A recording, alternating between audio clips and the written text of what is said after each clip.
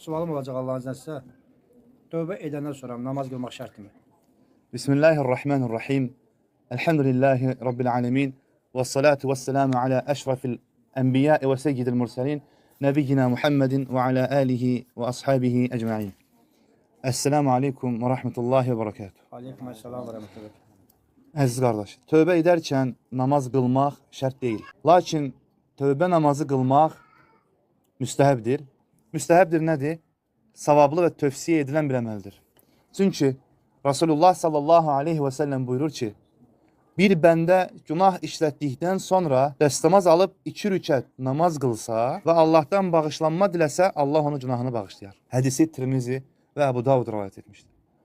Lakin, əziz müsəlmanlar, unutmayaq ki, tövbənin 3 böyük və əsas şərti var. Birincisi, günahı tərk etmək. İkincisi, peşman olmaq.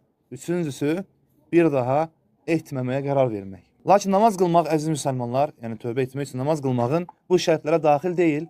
Sadəcə tövbəni bəzəyən, onu təsdiqləyən, gücləndirən ibadətlərdən. Ha belə, heyzli qadına gəlincə, axı o namaz qıla bilməz. Lakin tövbə edə, dua edə, istiğfar edə və Allahdan bağışlama diləyə bilər. Alimlərdən bir qismi buyurub ki, qadının heyz halı bitdikdən sonra isə təmizlənib istəsə, 2 rükət tövbə etməsi üçün nafilə namaz qıla bilər. O nəticəyə gəldik ki, tövbə etmək üçün namaz qılmaq şərt deyil. Qəlbdən səmimi tövbə etmək, tövbətun nəsihə deyə Allah Subhanahu.